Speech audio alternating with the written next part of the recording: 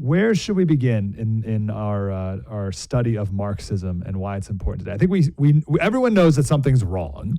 Most of us, certainly people listening to Breitbart News Daily, can point out the Marxism in it.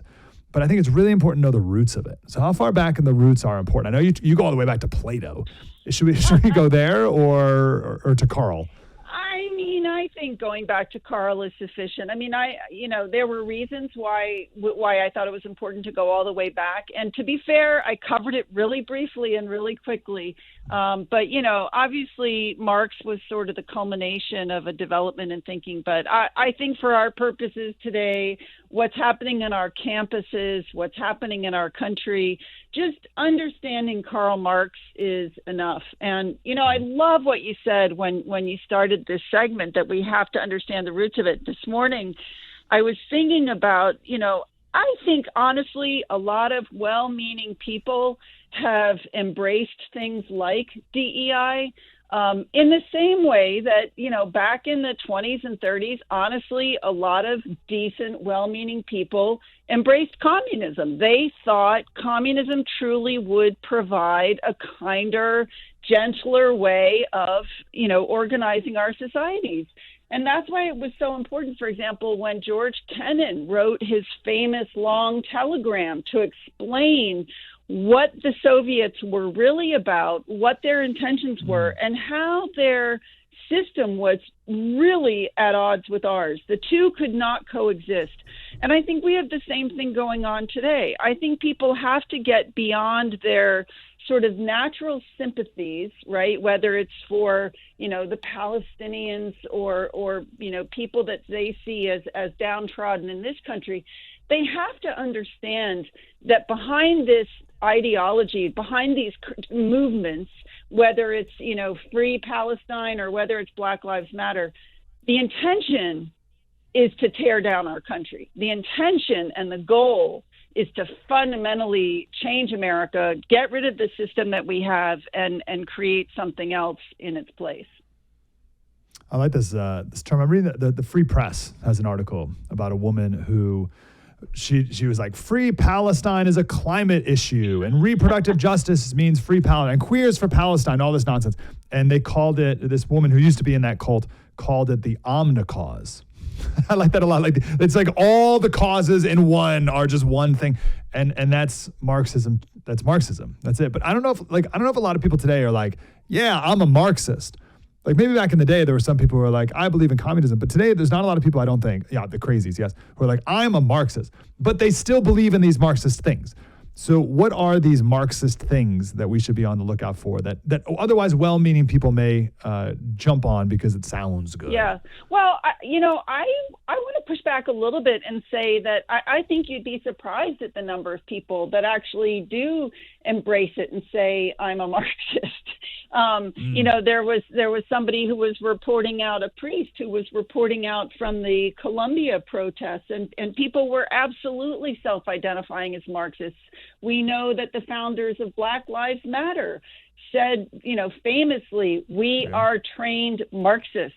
But I hear you. I think that's sort of the inner circle. I think that's kind of some of the people driving it. Whereas I think your housewife in the suburbs who puts up a Black Lives Matter sign, or honestly, even many of these kids on campuses who show up for the protests, I don't know that they would self-identify as Marxists, but they're getting caught up in it. I think what's important to understand about Marxism, and it's honestly, it's not complicated. It's simply a worldview that divides the world into oppressor and oppressed. That's the most important thing. As soon as you start having people sort of separate the world and reduce people to one dimension of themselves, right? Marx reduced all of mankind to the economic self. Now we simply reduce people to their race, like as if your race determines everything about you, or as if your sexual proclivities determine everything about you. I think these are the things that are fundamentally Marxist. And then beyond that, I would say, the notion that we cannot work together to solve our problems. Okay, so to me, one of the most quintessentially American characteristics is that we believe we can cross differences, right? And solve our problems and work together toward the common good. Marxism takes the opposite approach. It says we cannot reconcile, we cannot work together. You got to destroy one group, and the other group has to take power. That's Marxism. That's really important. This idea of what's the word you use? Bringing people down to one characteristic, and that's just who they are. They're defined by a thing, as opposed to what. I think we've now, maybe many people have even grown up or maybe now are used to without even recognizing that that's kind of how we all operate now to an extent. What's the alternative here? How should we be viewing ourselves and each other? Well, I would say first and foremost as individuals, right? Every single one of us is a unique individual. You don't make assumptions. I mean, this is the worst thing, right? Let's talk about DEI. DEI is an offshoot of Marxism. You can't get to DEI without Marxism. What is so insidious about DEI is that it suggests that Black people cannot achieve success on their own, that they can't be successful without a helping hand or without a dumbing down of expectations. That as if having a certain skin tone defines everything about a person, or even sexual proclivity. As I said, I mean, this to me is the most heinous thing about it, and I'm shocked kind of that actually more people aren't speaking out about it. I know I think we have a lot of really powerful Black conservative voices, but I think once more Black people actually wake up to how utterly insulting DEI is, then we'll start to see some real progress in tearing it down. We talked in the last hour about the Washington Free Beacon report about UCLA Medical School. Have you heard that story yet? No, tell me. Oh, so they all these admissions officers and faculty and professors have come out and said that the new dean of the admissions department, who's a Chicano woman, and she's also the head of the DEI, whatever, has been, what you just said, lowering the standards for Black and Hispanic applicants to the point where now even all these people who would never speak out against it are all saying, oh, she's destroying the medical school. Some of these students shouldn't even have applied here, let alone been accepted. We've lowered the standards so horribly, and they went through like how 24% of the students have failed three or more of the shelf exams at the end of a rotation. Just horrific results, and that's woke. Like, that's it. That's woke, and that's Marxism. The lowering of the standards for this purpose. Yeah, there was actually a famous study, I think it was maybe 20 years ago, by a Black professor at University of California Law School, UCLA Law School. And what he found was, by virtue of the fact that standards were being lowered to accept applicants that may not have gotten in otherwise, they were actually really hurting the prospects of Blacks going into law, because they would get into law school, they were struggling, they would drop out, they would not finish, instead of going to a school that might be more, a better fit for them and actually completing the process. So I think this hurts people all around. Yep.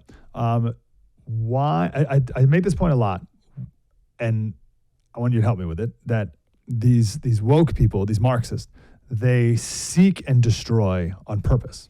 That's their goal, is to destroy.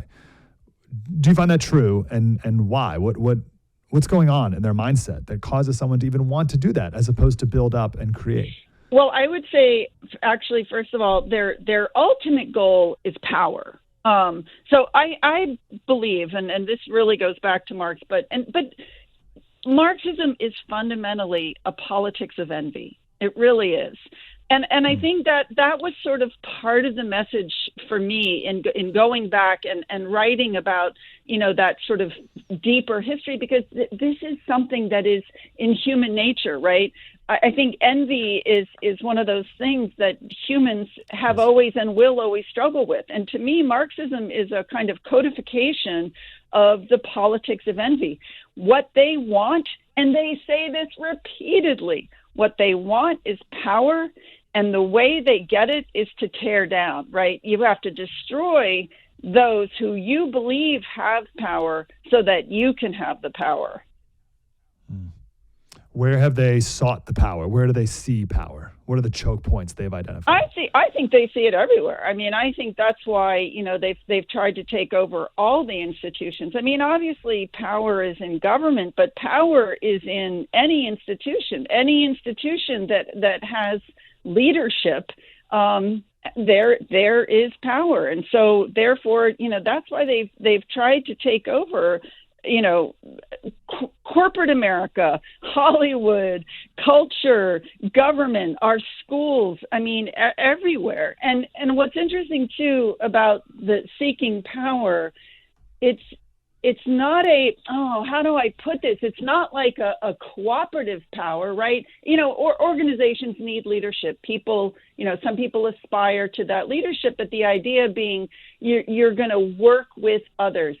What the Marxists want, what we're confronting in our country today, they want the power to destroy half the country. And, one of the things we haven't talked about, but I think it's really important to recognize in all this is, yes, this is a domestic problem. Yes, some of this has come up spontaneously in our own country. And, in the book, we talk a lot about the roots in the 1960s radical movements. But what's coming out now as a result of all the arrests at the student protests, and as we learn more and more about it, is our foreign enemies are very, very involved with this as well. And so it makes perfect sense that they are funding movements which are out to destroy the United States as a beacon of freedom.